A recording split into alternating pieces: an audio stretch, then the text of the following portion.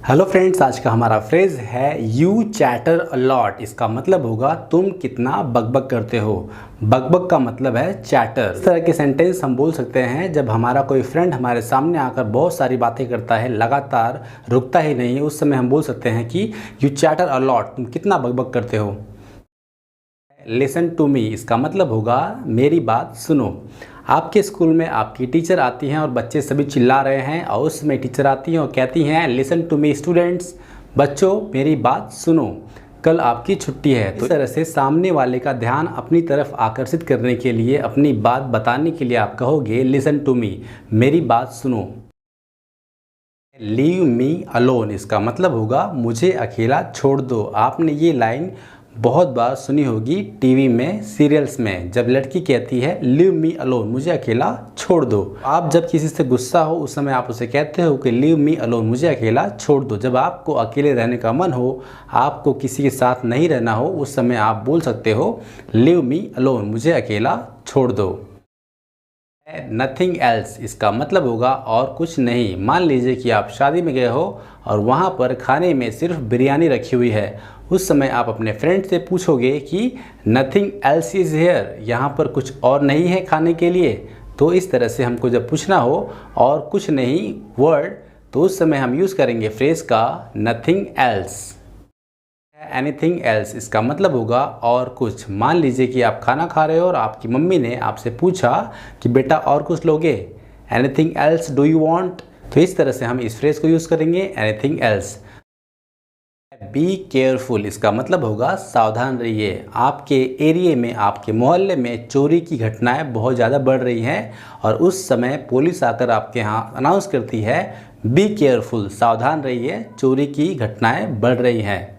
तो इस तरह से जब किसी भी चीज़ के लिए सावधान करना हो उस समय हम यूज़ कर सकते हैं be careful. You did very well, इसका मतलब होगा कि तुमने बहुत अच्छा किया। मान लीजिए कि आपका फ्रेंड आपके स्कूल में बहुत ही अच्छा मार्क्स स्कोर करता है 90+, उस समय सभी लोग उसे क्या कहेंगे, यू डिड वेरी वेल, तुमने बहुत अच्छा किया है। इस तरह से आपके सामने अगर कोई भी इंसान किसी दूसरे इंसान की मदद करता है और वह चीज़ आपको देखकर अच्छी लगी, तो उस व्यक्ति की सराहना करने के लिए, तारीफ़ करने के लिए आप बोल सकते हो यू डिड वेरी वेल, तुमने बहुत अच्छा किया। हियर इज़ योर मनी, इसका मतलब होगा कि ये रहा तुम्हारा पैसा। यहाँ पर मनी के प्लेस पे हम कुछ और भी लगा सकते हैं, जैसे कि हियर इज़ योर लैपटॉप, ये रहा तुम्हारा लैपटॉप।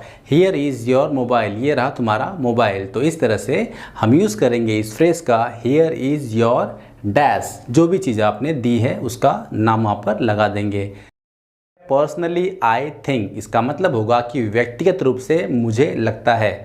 मान लीजिए कि आपकी शादी हो चुकी है और आपके बच्चे भी हो चुके हैं और आपका एक फ्रेंड है जिसकी शादी अब तक नहीं हुई है और उस समय आप उसे कह सकते हो कि पर्सनली आई थिंक कि तुम्हें अब शादी कर लेनी चाहिए। तो इस तरह से किसी भी टॉपिक पर, किसी पॉइंट पर आपको अपनी राय देनी हो तो इस फ्रेज को बोलकर शुरुआत कर सकते हो, जैसे कि पर्सनली आई थिंक, मतलब कि व्यक्तिगत रूप से मुझे ऐसा लगता है कि। आगे जो आपको बोलना होगा बोल सकते हो।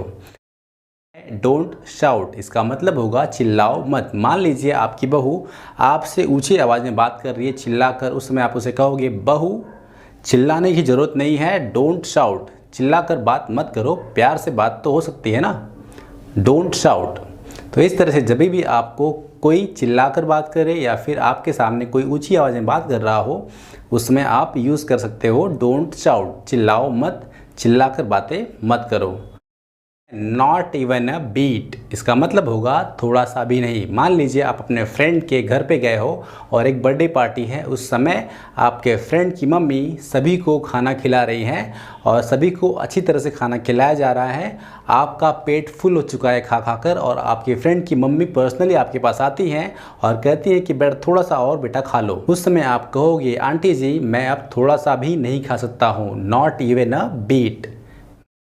आई एम ऑन योर साइड, इसका मतलब होगा कि मैं तुम्हारे पक्ष में हूँ, इसका मतलब कि मैं तुम्हारे साथ में हूँ। मान लीजिए कि आपकी मम्मी और आपके पापा के बीच में झगड़ा हो रहा है और आपकी मम्मी आपके पापा से बोल रही हैं कि जब तक आप सिगरेट नहीं छोड़ोगे मैं आपसे बात नहीं करूंगी, और उस समय आपने भी कहा कि yes mummy I am on your side, मैं तुम्हारे पक्ष में हूँ, मैं भी बात नहीं करूँगा। तो इस तरह से जब आपको किसी का साथ देना हो और किसी के पक्ष में बात करनी हो उस समय आप कहोगे कि आई एम ऑन योर साइड, मैं तुम्हारे साथ हूँ। स्टॉप द कार, इसका मतलब होगा कार रोको। मान लीजिए कि आप कार में बैठे हो और आप लोग कहीं जा रहे हो और अचानक से आपको कुछ काम याद आ जाए और सडनली आप क्या कहोगे, स्टॉप द कार, कार को रोको। रेस्ट अश्योर्ड, रेस्ट अश्योर्ड का मतलब होगा निश्चिंत रहो। मान लीजिए आपकी मम्मी की तबीयत ख़राब है और आपकी मम्मी बहुत ही टेंशन में है कि तुम्हारी पढ़ाई भी है, तुम्हारा कल एग्ज़ाम भी है और घर का काम भी करना है। उस समय आप अपनी मम्मी को कहोगे कि मम्मी रेस्ट अश्योर्ड, मम्मी आप निश्चिंत रहो, बेफिक्र रहो, मैं दोनों ही काम कर लूँगा, मैं पढ़ाई भी कर लूँगा और घर के काम को भी कर दूँगा। Please let me go out, इसका मतलब होगा कि प्लीज़ मुझे बाहर जाने दो। मान लीजिए कि आपकी मम्मी ने आपको पढ़ने के लिए कहा है और कहा है कि 2 घंटे तक आपको बाहर नहीं जाना है और आपका फ्रेंड बाहर आकर वेट कर रहा है, तो आप अपनी मम्मी से कहोगे कि mummy please let me go out, mummy मुझे बाहर जाने दो, मेरा फ्रेंड बाहर वेट कर रहा है। I have to meet Ram, मुझे राम से मिलना है। और अगर मान लीजिए कि आपको नाम नहीं पता, कोई लड़का है, आपको कहना है कि मुझे उससे मिलना है, तो आप वहाँ पर राम के जगह पर क्या लगाएंगे, हिम लगाएंगे। I have to meet him, मुझे उससे मिलना है। और अगर लड़की होगी तो आप कहेंगे I have to meet her, मुझे उससे मिलना है। तो इसी तरह की वीडियोज़ को पाने के लिए हमारे चैनल को सब्सक्राइब जरूर करें और वीडियोज़ को लाइक शेयर करना ना भूलें। Thank you very much.